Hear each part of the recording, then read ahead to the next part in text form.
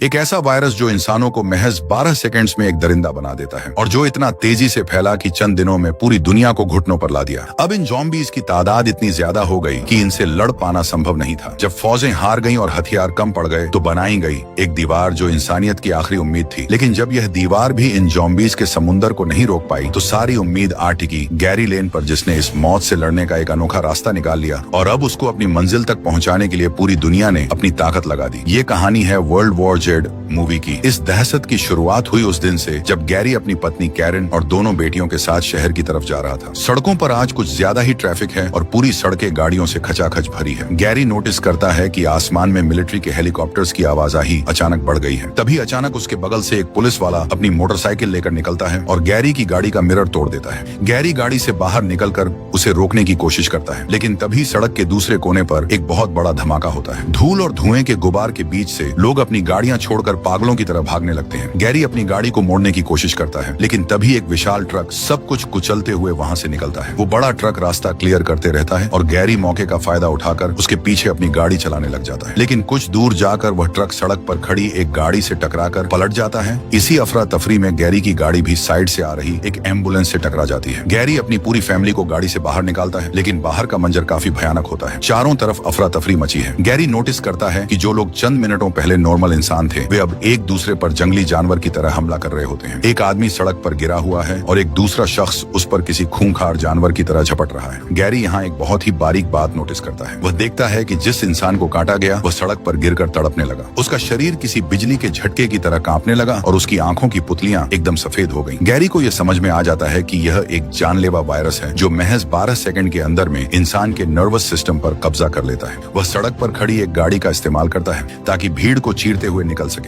एक ज़ॉम्बी उनकी गाड़ी पर हमला कर देता है। कैरन ज़ॉम्बी को लात मारकर गिरा देती है। गैरी ज़ॉम्बियों को कुचलते हुए आगे बढ़ता है और वे लोग वहां से भागने में कामयाब हो जाते हैं। कुछ ही मिनटों में पूरा शहर अब ज़ॉम्बियों से भर चुका है। आर्मी भी वहां हेलीकॉप्टर लेकर आ चुकी है, लेकिन इस दहशत पर काबू पाना अब संभव नहीं है। शहर से बाहर निकलने के बाद रास्ते में उसकी बेटी को अस्थमा का दौरा पड़ता है। वह अपनी बेटी को कहता है कि पहले हम किसी फार्मेसी में जाकर तुम्हारी दवाइयां लेकर आएंगे। इतने में ही गैरी के पुराने दोस्त थियरी का फोन आ जाता है, जो संयुक्त राष्ट्र का डिप्टी सेक्रेटरी जनरल है। थियरी उसे बताता है कि हालात सोच से भी ज्यादा खराब है। वॉशिंगटन, लंदन और मॉस्को जैसे शहर भी इसी आग में जल रहे हैं। थियरी गैरी को कहता है कि वह उसे बचाने के लिए एक एक्सट्रैक्शन टीम भेजेगा, लेकिन इसके लिए गैरी को किसी तरह रात तक सुरक्षित रहना होगा। कुछ घंटों के बाद गैरी न्यू जर्सी शहर पहुंचता है। ये शहर भी पूरी तरह से आग की लपटों में है और यहाँ पर भी चारों तरफ अफरा तफरी मची हुई है। वहाँ गैरी एक फार्मेसी पर रुकता है। जब गैरी वहाँ पर दवाइयां ढूंढ रहा होता है तभी वहाँ पर एक लड़का गैरी पर गन तान देता है, लेकिन गैरी की बेटी को देखकर वह अपनी गन नीचे कर लेता है और उनको दवाइयां भी दे देता है। जब गैरी वापस आ रहा होता है तब वह देखता है कि 2 दरिंदे उसकी बीवी पर हमला कर रहे हैं। वह अपनी राइफल को ऊपर करके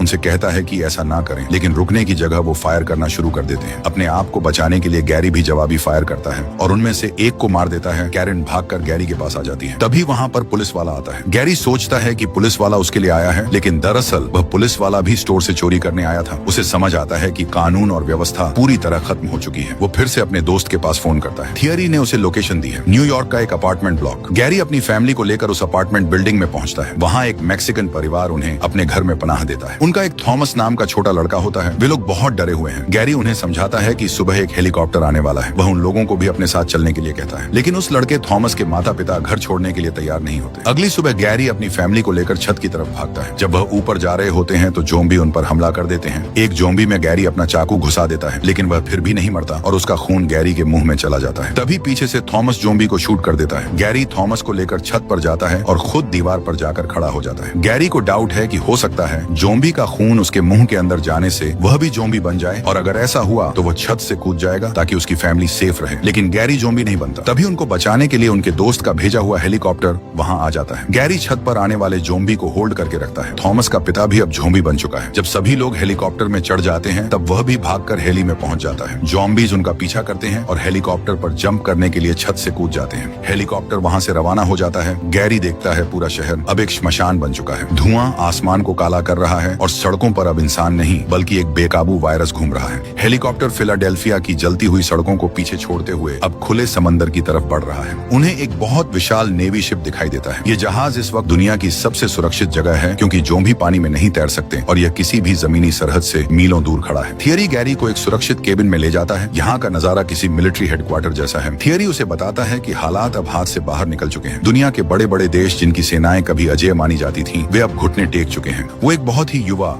वायरोलॉजिस्ट डॉक्टर फॉसबैक के बारे में बताता है कि वो दुनिया के सबसे बेहतरीन वैज्ञानिक और डॉक्टर्स के साथ यहाँ इस तबाही का हल ढूंढने में लगा है। वहीं पर गैरी की मुलाकात मिलिट्री कमांडर से होती है। कमांडर गैरी को कहता है कि इस जहाज पर जगह और संसाधन बहुत सीमित है। यहाँ सिर्फ उन्हीं लोगों को पनाह दी जा सकती है जो इस वायरस के खिलाफ लड़ने में किसी तरह की मदद कर सके। गैरी को एक अल्टीमेटम दिया जाता है, या तो वह एक इन्वेस्टिगेटर के तौर पर दोबारा ड्यूटी ज्वाइन करे और इस वायरस के सोर्स का पता लगाए, या फिर उसे और उसकी फैमिली को वापस जमीन पर मौजूद एक रिफ्यूजी कैंप में भेज दिया जाएगा। गैरी अपनी फैमिली की जान बचाने के लिए इस सुसाइड मिशन पर जाने के लिए राजी हो जाता है। गैरी डॉक्टर फॉसबैक के साथ साउथ कोरिया की एक मिलिट्री बेस कैंप हम्फ्रिज के लिए रवाना हो जाता है। इस वायरस का पहला रेडियो संदेश वहीं से आया था। फॉसबैक का मानना है कि प्रकृति बहुत ही चालाक है और वह हमेशा अपनी कमजोरी को अपनी ताकत के पीछे छुपाती है। अगर वे उस पेशेंट जीरो को ढूंढ लें जहां से यह सब शुरू हुआ, तो वे शायद वायरस की कमजोरी पकड़ पाएंगे और एक वैक्सीन तैयार कर पाएंगे। जब गैरी और उनकी टीम साउथ कोरिया पहुंचती है, पूरा मिलिट्री बेस सन्नाटे में डूबा होता है और केवल बारिश की आवाज सुनाई दे रही है। जैसे ही वे प्लेन से नीचे उतरते हैं, अंधेरे में से कुछ परछाइयां उनकी तरफ तेजी से बढ़ने लगती हैं। ये जोम्बी थे। अफरा तफरी मच जाती है। तभी कुछ सोल्जर्स वहां आकर फायरिंग शुरू कर देते हैं, लेकिन डॉक्टर फॉसबैक घबराहट में फिसल जाते हैं और गिरते वक्त उनके हाथ से अपनी ही गन चल जाती है, जिससे उनकी मौके पर ही मौत हो जाती है। जिस इंसान के पास इस समस्या का समाधान था, वह अब नहीं रहा।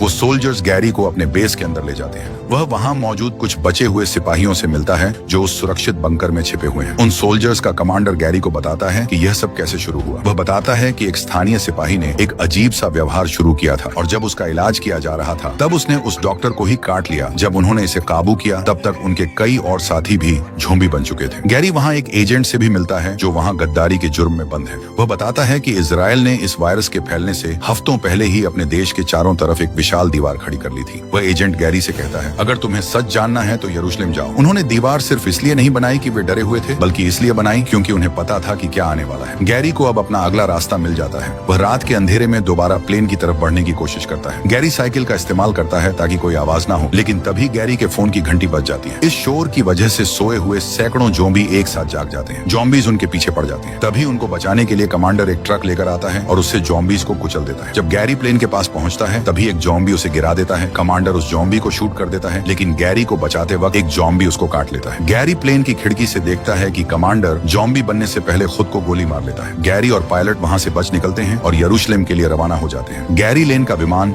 इजराइल पहुंचता है। आसमान से देखने पर यरूशलेम शहर किसी अजूबे जैसा लग रहा है। इजराइल पहले से ही पूरी तरह तैयार नजर आता है। इसके चारों तरफ मीलों लंबी और सैकड़ों फीट ऊंची कंक्रीट की एक विशाल दीवार खड़ी है। दीवार के बाहर लाखों की तादाद में जोम्बीज का एक समंदर दिखाई देता है जो पागलों की तरह उस दीवार को खुरच रहे हैं। गैरी को एक मिलिट्री कॉन्वॉय से शहर के अंदर ले जाया जाता है। इसी दौरान गैरी सेगन से मिलता है जो उसे इजरायली इंटेलिजेंस ऑफिस में लेकर जाती है, जहाँ गैरी की मुलाकात जर्गन से होती है। वह उससे सीधा सवाल पूछता है, आपको इस तबाही के बारे में पहले से कैसे पता था? आपने यह दीवार रातों रात कैसे खड़ी कर ली? जर्गन गैरी को इजराइल के 10th मैन रूल के बारे में बताता है। वह समझाता है कि इतिहास में इजराइल ने बहुत से धोखे खाए हैं, इसलिए उन्होंने एक कानून बनाया। अगर 10 लोग किसी एक मसले पर चर्चा कर रहे हैं और उनमें से 9 लोग एक ही बात पर पूरी तरह सहमत हैं, तो यह 10वें आदमी की कानूनी जिम्मेदारी है कि वह उन सब के खिलाफ सोचे। अगर सब कह रहे हैं कि खतरा नहीं है, तो 10वां आदमी यह मानकर तैयारी करेगा कि खतरा बहुत बड़ा है। जर्गन वही 10वां आदमी था। जब दुनिया भारत से आने वाले जोम्बी वाले संदेशों को मजाक समझकर इग्नोर कर रही थी, तब जर्गन ने इसे सच माना और इजराइल ने अपनी पूरी ताकत इस दीवार को बनाने में झोंक दी। इजराइल ने अपनी सीमाओं को पूरी तरह सील कर दिया है, लेकिन वे दुनिया भर से आने वाले स्वस्थ शरणार्थियों को अंदर आने की इजाजत दे रहे हैं। शहर के अंदर का नजारा बहुत ही अच्छा है। अलग अलग धर्मों और देशों के लोग एक साथ मिलकर खुशियां मना रहे हैं। उन्हें लग रहा है कि वे मौत के चंगुल से बच निकले हैं। वे गाने गा रहे हैं और लाउड स्पीकर्स पर प्रार्थनाएं कर रहे हैं। लेकिन गैरी को यहाँ एक बहुत बड़ी गड़बड़ महसूस होती है। जोम्बी भले ही देख ना सके, लेकिन उनकी सुनने की शक्ति बहुत तेज है। शहर के अंदर का यह शोर दीवार के बाहर खड़ी ज़ॉम्बीज़ की भीड़ को पागल कर रहा है। तभी दीवार के बाहर खड़े लाखों ज़ॉम्बी एक दूसरे के ऊपर चढ़ना शुरू कर देते हैं। वे एक दूसरे के शरीर का इस्तेमाल करके एक विशाल इंसानी पहाड़ बना लेते हैं। उनकी तादाद इतनी ज्यादा है कि वे चंद मिनटों में उस ऊंची दीवार की चोटी तक पहुंच जाते हैं। गैरी सबको चुप होने के लिए कहता है, लेकिन तब तक बहुत देर हो चुकी थी। ज़ॉम्बी दीवार फांद कर शहर के अंदर गिरना शुरू हो जाते हैं। यरूशलेम की सुरक्षित गलियां पल भर में कत्लगाह बन जाती हैं। लोग अब अपनी जान बचाने के लिए इधर उधर भाग रहे हैं। इजरायली सेना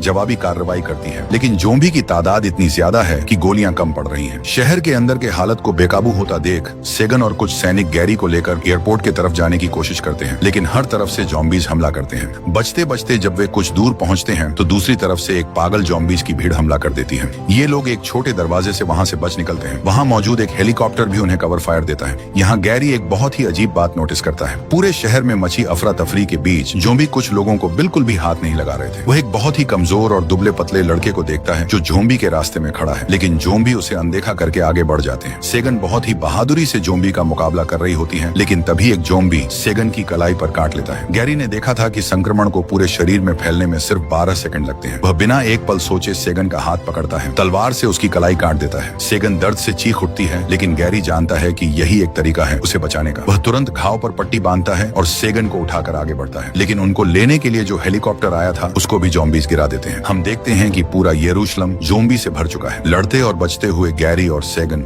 एयरपोर्ट तक पहुंचते हैं। जिस प्लेन में गैरी आया था उसका पायलट प्लेन लेकर पहले ही भाग जाता है। वहीं पर एक दूसरा पैसेंजर प्लेन रहता है जो उड़ान भरने वाला ही होता है। ये लोग उसको रोकते हैं। गैरी घायल सेगन के साथ विमान के अंदर चढ़ जाता है। जैसे ही विमान रनवे से उड़ान भरता है, गैरी खिड़की से बाहर देखता है यरूशलेम का शहर अब पूरी तरह से ज़ॉम्बीज़ के कब्जे में है। उसके पास अब भी उस सवाल का जवाब नहीं है कि इस तबाही को रोका कैसे जाए। गैरी सेगन को एक ड्रिंक देता है ताकि उसका दर्द कम हो सके। जब वह उसकी पट्टी बांध रहा होता है तभी सेगन उससे कहती है कि वह अब कोई काम की नहीं रही। यह बात सुनकर वह सोचने लग जाता है कि वायरस को फैलने के लिए भी एक स्वस्थ शरीर की जरूरत होती है। वह बार बार उस बीमार लड़के और उस कमजोर बूढ़े आदमी के बारे में सोच रहा है जिन्हें ज़ॉम्बी ने छोड़ दिया था। क्या इस वायरस की भी कोई कमजोरी है? गैरी को एहसास होता है कि हर शिकारी को एक स्वस्थ शिकार चाहिए होता है। अगर शिकार पहले से ही खराब या बीमार है तो शिकारी उसे छोड़ देता है। गैरी को अब यकीन हो चुका है कि उसे किसी लैब में जाना होगा और अपनी इस थ्योरी का टेस्ट करना होगा। वो थियरी को कॉल करके दुनिया के उन चुनिंदा जगहों के बारे में पूछता है जहां अब भी रिसर्च चल रही है। थियरी उसे वेल्स में मौजूद एक सीक्रेट लैब के बारे में बताता है। गैरी पायलट को ये बात बताता है और उसे वहां जाने के लिए कहता है। पायलट वहां जाने के लिए मान जाता है। थोड़ी देर बाद पिछले केबिन से एक अजीब सी आवाज आती है। एक एयर होस्टेस जब पीछे का पर्दा हटाती है तो उसे वहां एक ज़ॉम्बी मिलता है। ज़ॉम्बी उस होस्टेस पर हमला कर देता है। गैरी को लगता है कि कुछ गड़बड़ है और जब वह पीछे वाला केबिन चेक करता है तो देखता है कि वो लोग अब ज़ॉम्बीज़ बन चुके हैं और एक एक करके यात्रियों को अपना शिकार बना रहे हैं। गैरी अपने केबिन वाले लोगों को शांत रहने के लिए कहता है और सभी को बोलता है कि अपना अपना सामान लेकर रास्ते को ब्लॉक कर दें। गैरी अपनी पूरी ताकत लगाकर यात्रियों के सूटकेस और सामान से एक दीवार बनाने की कोशिश करता है ताकि ज़ॉम्बी आगे ना आ सके, लेकिन उनकी ताकत और संख्या के आगे दीवार ढह जाती है और वहां पर भी कत्लेआम शुरू हो जाता है। जब एक खूंखार ज़ॉम्बी गैरी की तरफ झपटता है तो सेगन उसे शूट कर देती है। गैरी को एहसास हो जाता है कि हालत पर काबू पाना अब संभव नहीं है और तब वह अपने पास मौजूद एक ग्रेनेड का पिन खींचता है और उसे प्लेन की दीवार की तरफ फेंक देता है। एक जोरदार धमाका होता है। हवा के दबाव की वजह से प्लेन के अंदर की हवा बाहर की तरफ खींचने लगती है और उसके साथ ही वो सारे ज़ॉम्बी भी छेद के रास्ते बाहर हवा में उड़ जाते हैं। विमान का इंजन जवाब दे जाता है और वह तेजी से जमीन की तरफ गिरने लगता है। विमान पहाड़ियों के बीच क्रैश हो जाता है। प्लेन के मलबे में हम गैरी को देखते हैं। वह अपनी सीट में लटका हुआ रहता है। उसके पेट में प्लेन का एक नुकीला हिस्सा फंसा हुआ है। वह अपना सीट बेल्ट खोलकर नीचे गिर जाता है। तभी सेगन भी पीछे से आ जाती है और गैरी उसे देखकर खुश होता है। वह दोनों अब लैब की तरफ रवाना हो जाते हैं। मीलों पैदल चलकर लैब के गेट तक पहुंचते हैं। गैरी वहां पहुंचने के बाद ज्यादा खून बहने की वजह से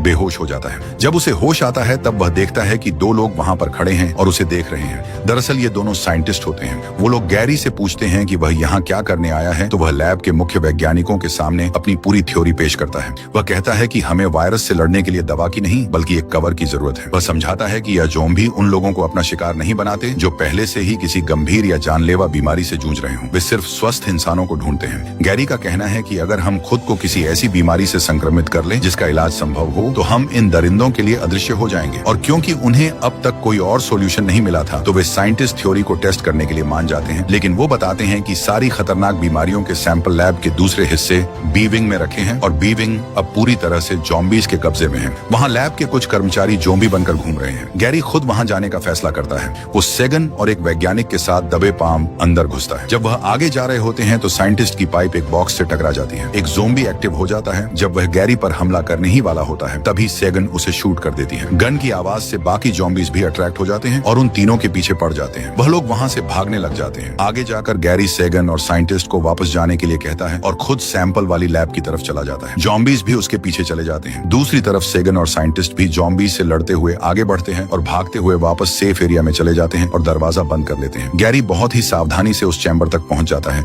जहां बीमारियों के वायरस रखे हैं। वो एक बॉक्स में कुछ रैंडम सैंपल भर लेता है, लेकिन जब वह वहां से जाने लगता है तो एक ज़ॉम्बी दरवाजा लॉक करके खड़ा रहता है। गैरी के पास कोई हथियार नहीं रहता। वह अपनी थ्योरी टेस्ट करने के लिए एक सैंपल अपने हाथ में इंजेक्ट कर लेता है। थोड़ी देर वहीं बैठ जाता है ताकि उसका शरीर बीमार पड़ सके। इसके बाद गैरी लैब के दरवाजे को खोल देता है। उसकी थ्योरी सही साबित होती है। ज़ॉम्बी उसे ऐसे अनदेखा कर देता है जैसे वह वहां पर है ही नहीं। गैरी ज़ॉम्बी को लैब में बंद करके वहां से चला जाता है। अब गैरी को अपनी थ्योरी पर फुल कॉन्फिडेंस होता है। रास्ते में सैकड़ों ज़ॉम्बी खड़े हैं, लेकिन कोई उसे छूता तक नहीं और वह ज़ॉम्बी के बीच से बिना किसी डर के वापस साइंटिस्ट के पास आ जाता है। वह तुरंत गैरी का इलाज करते हैं। अब गैरी अपनी फैमिली से मिलने के लिए वहां से रवाना हो जाता है। पूरी दुनिया में जो भी इंसान बचे थे उन्हें इन बीमारियों के इंजेक्शन दिए जाने लगे। अब इंसान डरने के बजाय मुकाबला कर रहे थे। मिलिट्री ने अब ज़ॉम्बी को चुन चुन कर मारना शुरू कर दिया। हम देखते हैं कि कहीं पर ज़ॉम्बी को बिल्डिंगों के ऊपर से जलाया जा रहा है, कहीं पर उन्हें एक बड़े स्टेडियम में इकट्ठा कर उन पर बम डाला जा रहा है। ज़ॉम्बी के बॉडी से बने बड़े बड़े पहाड़ों को जलाया जा रहा है। फिल्म के आखिर में गैरी वापस उस इलाके में पहुंचता है जहां उसकी फैमिली उसे ढूंढ रही थी। वह अपनी पत्नी और बेटियों को गले लगाता है। गैरी कहता है, यह अंत नहीं है, हमने अभी सिर्फ खुद को बचाना सीखा है, जीतना अभी बाकी है। हमें अब एक दूसरे का हाथ पकड़कर लड़ना होगा। इसी के साथ फिल्म की कहानी का अंत हो जाता है।